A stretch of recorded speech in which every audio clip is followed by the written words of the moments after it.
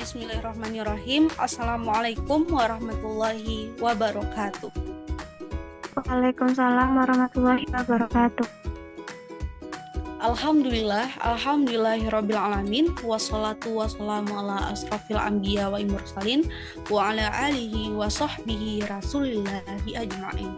Puji dan syukur marilah kita ucapkan kehadiran Allah Subhanahu wa Ta'ala yang telah melimpahkan rahmat serta hidayahnya kepada kita sehingga kita dapat melaksanakan pembelajaran fitohormon pada saat ini. Salawat beriring salam tak lupa kita kirimkan buat arwah junjungan kita, yakninya Nabi besar Muhammad sallallahu alaihi wasallam. Allahumma sholli ala sayyidina Muhammad wa ala ali sayyidina Muhammad. Baiklah, kami dari kelompok 5 dari mata kuliah fitohormon dengan subtema yaitu asam absisat dengan dosen pengampu yaitu Ibu Sa'diatul Fuadiyah SPD MPD.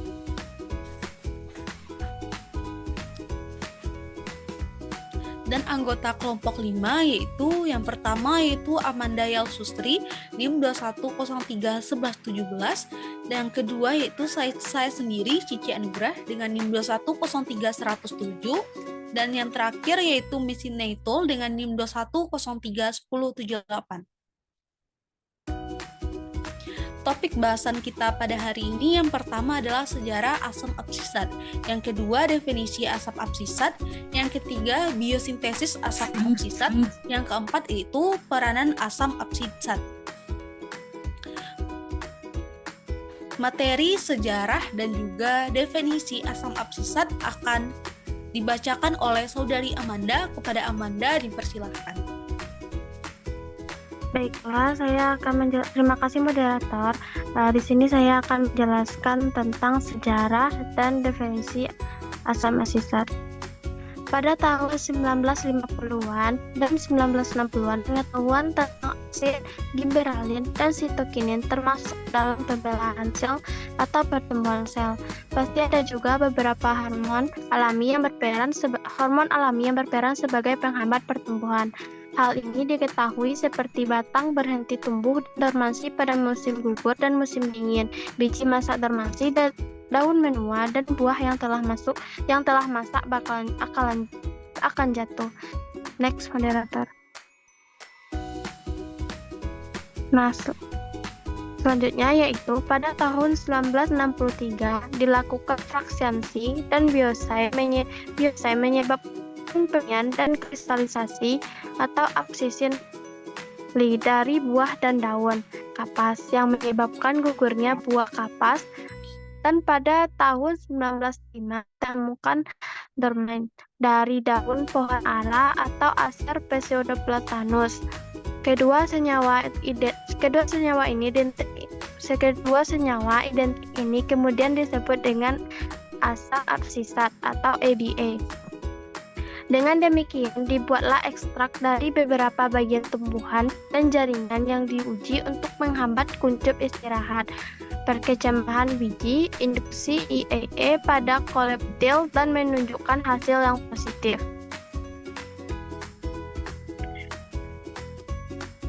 Asam absisat adalah molekul sesquit terpenoid atau memiliki 15 atom karbon yang salah satu hormon tumbuhan. Selain dihasilkan secara alami oleh tumbuhan, hormon ini juga dihasilkan oleh alga hijau dan cendawan. Asam absisat ini atau disebut juga dengan acetic acid hormone atau disebut juga dengan ABA, merupakan hormon tumbuhan yang bekerja melawan giberalin dan auksin. Asam absisat ini merupakan hormon tumbuh yang tersebar di seluruh bagian tubuh tanaman, terutama di daun dan akar. Jumlahnya semakin meningkat bila tanaman ini mengalami kekurangan air.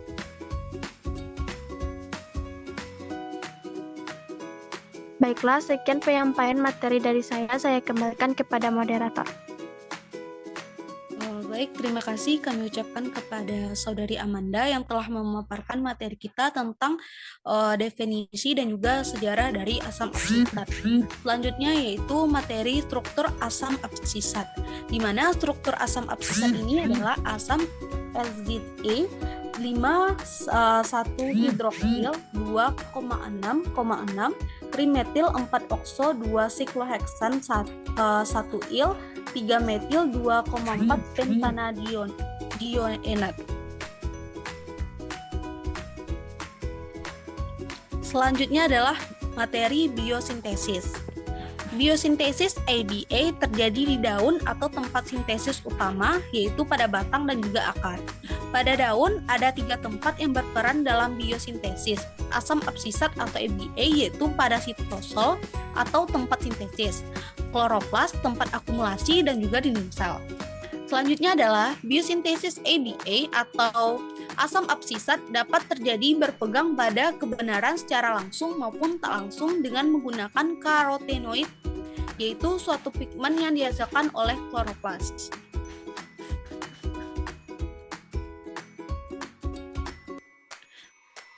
Mekanisme terbentuknya karotenoid pada daun yaitu yang pertama, violasantin terbentuk dari karotenoid yang mempunyai 40 karbon, kemudian diisomerasikan dan dibagi melalui reaksi isomerase diikuti oleh reaksi oksidasi.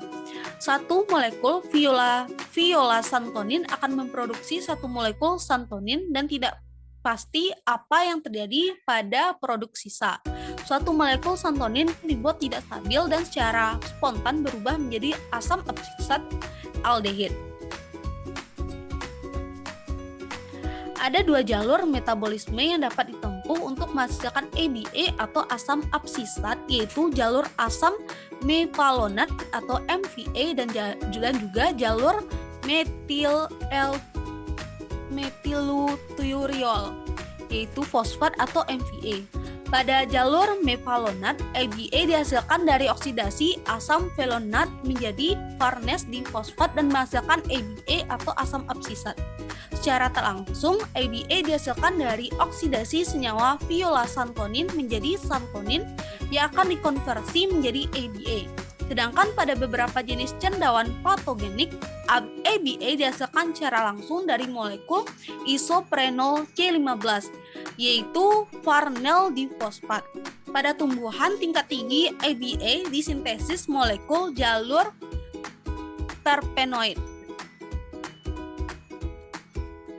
Pada transportasi dalam tumbuhan, pengangkutan hormon ABA dapat terjadi berperanan pada kebenaran di xilem maupun arah pergerakan bisa naik ataupun turun. Transportasi ABA atau asam absisat dari floem menuju ke daun dapat dirangsang oleh salinitas atau kegaraman yang tinggi. Sekian materi dari saya dan pemaparan dari saya. Selanjutnya akan dibacakan oleh Saudari Messi kepada Messi Naitul, dipersilahkan. Baik, terima kasih moderator. Baik, di sini saya akan membagikan materi mengenai peranan asam absisat. Asam absisat memerankan penting pemulaian inisiasi dormansi biji. Dalam kondisi dorman atau istirahat, tak terjadi pertumbuhan dan aktivitas fisiologis selesai sementara. Tumbuhan menghasilkan ABA sebagai maturasi biji dan menjaga biji agar berkecambah di musim yang diminta. ABA juga sangat penting sebagai menghadapi kondisi cekaman lingkungan seperti kekeringan. ABA juga dapat menstimulasi pengambilan air melewati akar. Selain sebagai menghadapi kekeringan, ABA juga berfungsi dalam menghadapi lingkungan dengan suhu rendah dan kadar garam atau salinitas yang tinggi. Merangsang pengguguran daun atau absisi saat musim kering atau kemarau, menghambat pembelaan dan pematangan sel, dan merangsang penutupan stomata selama tumbuhan kekurangan air. Nah, pada tanaman kapas yang tahan kadar garam tinggi ditemukan hal telah tersedia peningkatan konsentrasi ABA pada anggota akar, daun, dan xilem. Baik, sekian pemaparan dari materi saya kembalikan kepada moderator.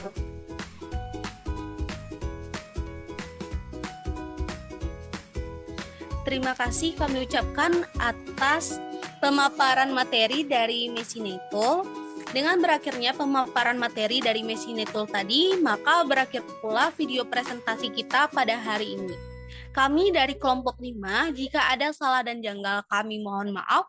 Wabillahi taufiq wal hidayah. Wassalamualaikum warahmatullahi wabarakatuh. Waalaikumsalam warahmatullahi wabarakatuh.